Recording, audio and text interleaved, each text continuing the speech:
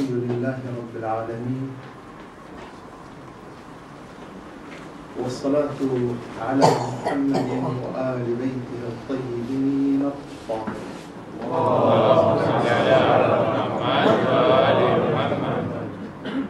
السلام عليكم جميعا ورحمة الله وبركاته.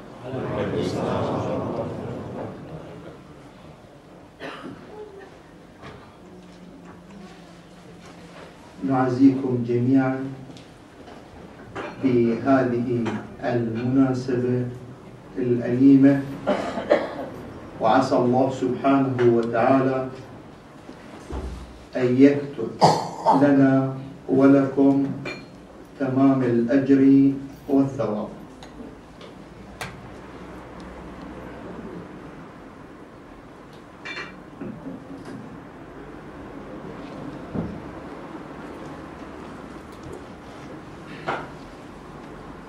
Bismillah ar-Rahman ar-Rahim. After greeting all of you with salam, the Shaykh wishes, bid all of you condolences on this sorrowful occasion, and pray to Allah that He should reward us all for our sorrow on this occasion. وفي مثل هذه المناسبة وغيرها من المناسبات، سواء كانت مفرحة أو محزنة، لا يسعنا إلا أن نذكر الله سبحانه وتعالى. And on such an occasion like this, or any other occasion, be it an occasion of delight, or be it a sorrowful occasion, it suits us best to do nothing but remember Allah subhanahu wa ta'ala. فليس عندنا في أي حدث أو واقعة أو مناسبة سوى ذكر الله سبحانه وتعالى. So with regards to any occurrence or any incident or any occasion, we behave in no way except with the remembrance of Allah subhanahu wa ta'ala. وما عندنا من شيء سوى التمسك بكتابه. Neither should we have anything else but holding on fast to and holding on firmly to His holy book. وما عندنا من طريق نسير عليه إلا أن نسير على خطى الرسول الأكرم صلى الله عليه وآله وسلم،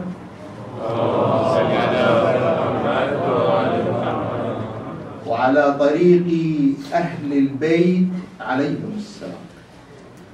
And as far as our paths are concerned, we should have no other path to traverse except that we traverse in the footsteps of the most noble messenger Muhammad sallallahu alayhi wa alihi wa sallam,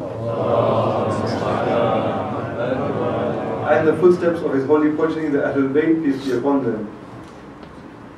كل ما عندنا في ليلنا وفي نهارنا هو ذكر الله سبحانه. Whatever we have from amongst our nights and our days should be filled with the remembrance of Allah, the glorified. لا يبقى إلا الله. Nothing remains but Allah. Allah, Allah, Allah. Allah, Allah, Allah. هو الذكر والذاكر والمذكور. He is the remembrance, and He is the rememberer, and He is the remembered. هو الذكر في الليل وهو الذكر في النهار. He is the remembrance in the night, and He is the remembrance in the day. هو الموجود عند الممات وهو الموجود عند الحياة. He is He that is present at the time of death, and He is present for the living also. فسبحان الله الذي جعل في الممات حياة. So glory be to that Allah who made in death He made life. وجعل في الممات حياة. In death He made life, and in life He made death. كل إنسان مهما عاش في هذه الدنيا فهو ميت ولا بد. no matter any person, and no matter for how long he has lived in this world, every person is in fact dead in this world, and there is no escape from that. لابد أن ينتهي ولابد أن يأتي يوم من الأيام يغادر هذه الدنيا. One day must come, no matter how long a person lives in this world, one day inescapably must come, whereby they have to traverse away from this world وينتقلوا إلى الله سبحانه. and transfer themselves into the mercy of Allah the Glorified. وحتى في حياته وهو يأكل ويشرب ويتنفس ويضحك ويبتسم ويبكي وما إليها فهو ميت إن كان غافل عن الله سبحانه. And so such a person, even whilst he is living, even though he eats and he drinks and he breathes and he laughs and he smiles and he cries and he does whatever he does, in fact he is dead if he is absent from the remembrance of Allah subhanahu wa ta'ala. إنما الحياة كل الحياة بذكر الله. Life in its entirety should be filled with the remembrance of Allah. يذكر الإنسان الله سبحانه وتعالى على لسانه.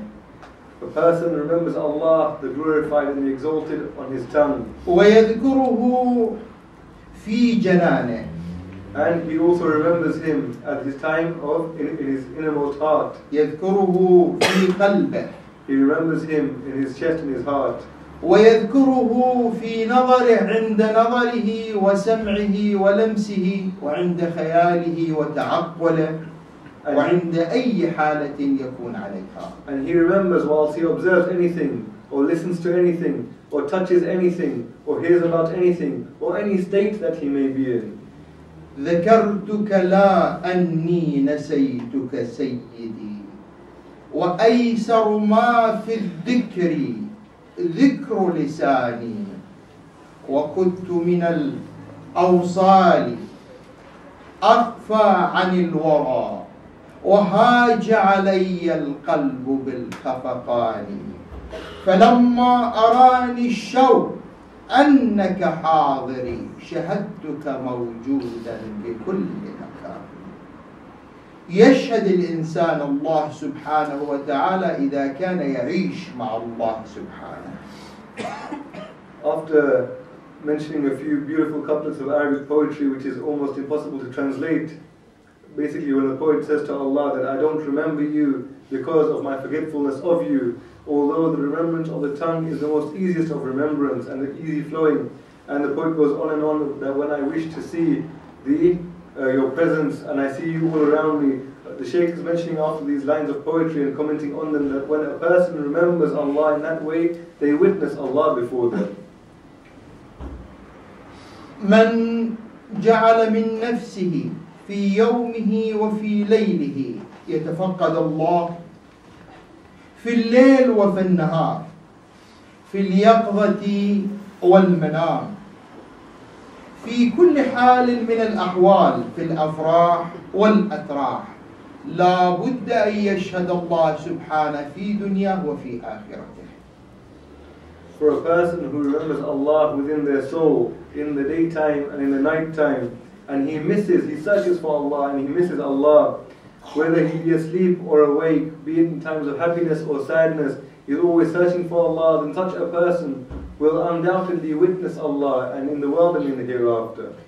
من أراد أن يأتي إلى هذا المجلس وذكر الله سبحانه في مشيه ومن جلس في هذا المجلس وذكر الله في جلوسه ومن قام من هذا المجلس وذكر الله ومن انصرف إلى عائلته ومارس مختلف الشؤون والأحوال ذاكر الله سبحانه وتعالى فهذا لا يغادر الدنيا ولا ينتقل إلى تلك الآخرة إلا وأن يكون مشهوده الله سبحانه وتعالى.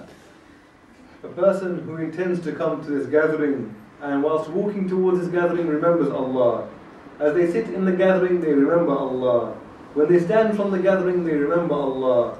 When they turn back towards their family, they're in remembrance of Allah. And all of the different aspects of their behavior that they undertake, they're always remembering Allah.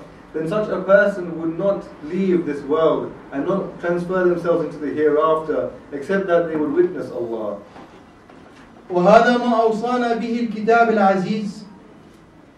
And such, the most noble book has advised us in this way. وهذا ما فسره لنا أهل بيت العصمة عليهم السلام. And the Ahlul Bayt, the infallible ones, have also elucidated this for us. أنه أينما توجهنا وفي كل حال نكون نذكر الله سبحانه. That wherever we may turn and whatever state we may find ourselves in, we should be in the remembrance of Allah the Glorified. أينما تولوا فثم وجه الله. And the Quran says, wherever you turn, you see the visage of Allah. فإذا كنت تذكر الله على كل حال. And so if you were to remember Allah in every single state, يذكرك الله على كل حال. then Allah would remember you in every state also. إذا كنت تذكر الله في السراء والضراء. If you were to remember Allah in your times of happiness and your times of sorrow, يذكرك الله في السراء والضراء بل يذكرك الله كرما وجودا قبل أن تذكره. then Allah would remember you in your times of sorrow. Rather, Allah would remember you out of His kindness and His generosity before you even would remember Him. إذا تقلبت بك الأحوال وشاءت الأقدار أن تنتقل إلى تلك الدار. If the situation befalls you, miseries befall you, and it's such that you look towards entering into the next abode, فأول ما يحضرك ساعة الاحتضار عند الموت قبل أي ملك وقبل قبل أهلك لا يحضرك إلا الله سبحانه وتعالى. So when that time of termination comes and that time of death sets upon you, the first thing for such a person who has remembered Allah in this way, the first thing they would witness would be, before even they witness the angel of death, or before even their family comes towards them, the first thing they would witness and come in their presence would be Allah. إذا جاءت ساعة الاحتضار بين أهلك وأحبابك وشاءت الأقدار وجاءت ساعة الموت والانتقال إلى تلك الدار، تظن أن الذي يحضرك هو الملائكة أو يحضرك أهلك أو يحضرك الأخوة والأصدقاء والأحبة وجميع من يعرف بحالك. لكن من يذكر الله سبحانه وتعالى لا يحضره إلا الله. So at the time when that time of death comes, and the time of traversing from this world to the next world comes, then you would think, or one would reckon, that the angels would come to a person, or the family members would attend to such a person, or the friends and the beloved of such a person would come towards them. However, for the one who has been in constant remembrance of Allah, none would be the first one to come towards that person and welcome him except Allah. وهو الذي يوصي ملائكته بأن رفقا بعبدي في ساعة الاحتضار. And it would be He who advises and tells His angels to go and accompany my beloved slave at the time of this death. فيسلون الروح من جسدك كما تسل الشعر من العجين. So your spirit would leave your body as if you're pulling a strand of hair out of some paste or some dough. يسلون الروح، يأتي ملك الموت يقبض هذه الروح برفق وبعناية. So the angel of death would come to separate the soul from this body with affection and with taking care. ويسكن على قلوب أحبائك وأهلك عند ساعة الانتقال وساعة قبض الروح. And tranquility and peace will be brought to the hearts of your family and your beloved ones at that time of death. هو الله الذي يحضر الميت، هو الله الذي يحضر الذاكر. It is Allah therefore who attends to that dead person, and Allah attends to the one who remembers him. ويملأ المكان. And He fills that area. بين أن يسل روحك بعناية. And then whilst your soul is taken out, taken care by the angel of death. وبين أن يوصي الملائكة And the angel of death and the angels will come towards you. يوحي للملائكة It will be revealed to the angels. وبين أن يسكن على قلوب أهلك وأحبابك. And your family members and beloved ones would feel the tranquility and peace in their hearts. هو الله الذي كنت ذاكرة عند كل حال من الأحوال في دنياك. It would be Allah who you have remembered in every state, in every time in your life. الله الذي بعد انتقالك من هذه الدار إلى تلك الدار يكرمك. It will be Allah that after you have been transferred from this abode to the next abode, He will ennoble you. فلا يزال عطاؤه لك من جهة جوده وكرمه ورحمته وفضله ووفاء منه سبحانه. And He will continue to bestow you with His gifts out of His generosity, out of His kindness, out of His nobility, and out of His being loyal towards you as you were to Him. يكرمك إذا انتقلت إلى تلك الدار. He will ennoble you when you transfer to the next abode. فتتلقاك الملائكة وأنت فرح مستبشر. And so the angels would meet with you whilst you are delighted and smiling and cheerful. ويكرمك في أن يخلف لك في هذه الدنيا من يذكرك. And He will ennoble you by putting upon this earth and filling it with those who remember you after your death. فيقرأ الفاتحة. And so they would recite the Fatiha for you. ويتلو القرآن. And recite the Quran. ويطعم الفقير والمسكين. And they would feed the needy people and the destitute people in your name. ويحيي الضيوف. And they would also welcome guests. ويجمع الأحبة والأصدقاء لأجلك إحياء لذكرك. And the beloved ones and the family members would all gather together on your behalf in order to remember you. ذلك كرم الله سبحانه وتعالى حين كنت تذكره في دنياك. This would be the nobility and kindness of Allah subhanahu wa ta'ala if you were to remember Him during your life. هذا هو دأب الذاكرين.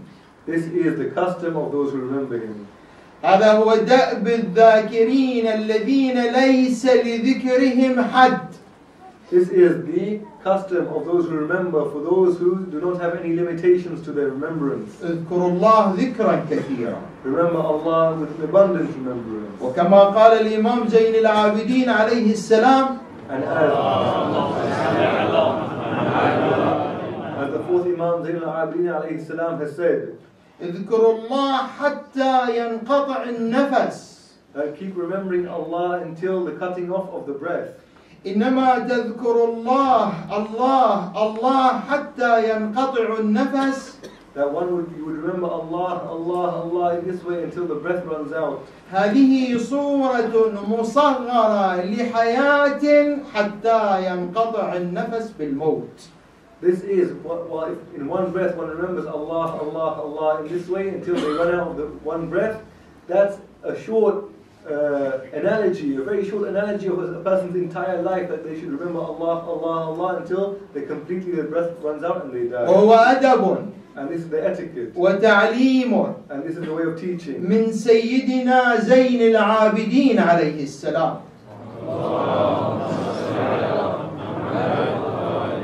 This is the teaching from our master Zayn al-Abidin, peace be upon him.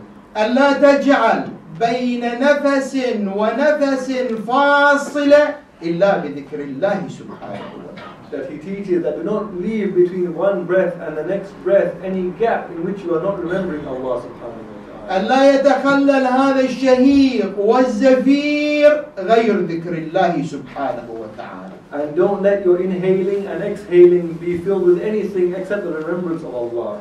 فتذكر الله حتى ينقطع النفس في ساعتك وفي آنك هذا. And so you would remember Allah until that breath runs out of your lungs in this moment right now.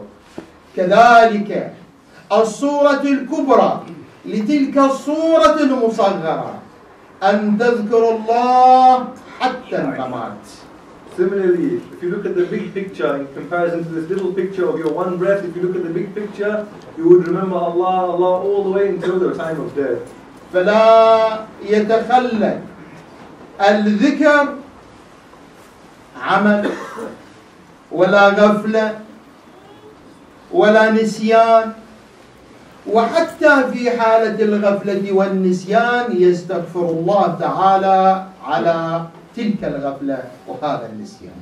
And so a person wouldn't allow their work or their negligence or their forgetfulness in order that they should use those to forget Allah. And even for one who does this and their negligence disallows them to remember Allah, they would seek forgiveness for those moments. ما خلقنا حتى نأكل ونشرب. We were not created so that we only eat and drink. وما خلقنا حتى نتقلب في الدنيا. And we were not created only that we weary around and wallow in this world. وما خلقنا حتى نتمتع بأموالنا وأولادنا. Were we created so that we may enjoy simply our wealth and our children. وقد نص القرآن على ذلك. And the Quran has advised against this. أننا ما خلقنا إلا للعبادة. That we have not been created except for worship. وما خلقت الجن والإنس إلا ليعبدون. That we have not created neither jinn nor man except that they should worship me. وهذه العبادة فيها الصلاة والصيام والحج وما إليها. And that ibadah, that worship, contains the prayer and the fasting and the pilgrimage and whatever else comes with it. وأشرف ما في هذه العبادة الصلاة. And the most noble of all of these acts of worship is nothing but the prayer. فإن صلاة فريضة واحدة تعادل 20 حجة. So this is the prayer which is obligatory, that the one prayer is the equivalent to 20 pilgrimages. وأن حجة واحدة تعادل بيت مملوء من الذهب. And even if the Hajj is such that many people of kings can go to that pilgrimage. فجمعت العبادة في الصلاة. All of the aspects of worship have been concised into the prayer. ثم قال القرآن الكتاب العزيز ولذكر الله وذكر الله أكبر. And the Quran says about this that the dhikr, the remembrance of Allah, is the greatest. فذكر الله أكبر من الصلاة والصيام والحج والزكاة. And so the remembrance of Allah is above the prayer and the fasting and the pilgrimage and the giving of the zakat. بل خلاصة الصلاة والصيام والحج والزكاة والولاية إلى أهل البيت عليهم السلام. Rather, the summary of the prayer and the summary of the fasting and the hajj and even our wilayah, the summary of it towards the Ahlul Bayt. فإن هذه يعبر عنها بالدعائم الخمسة. These are known in Islam as the 5 pillars. التي هي أس الدين وأصل الدين عليها قوام الدين. Which are known as the foundations of religion, the roots of religion on which the religion has been built. وعلى مثلها ولا بد أن العبد يتمسك بهذه العروة الوثقى. العروة الوثقى الكبرى هي الدعائم الخمسة. And a person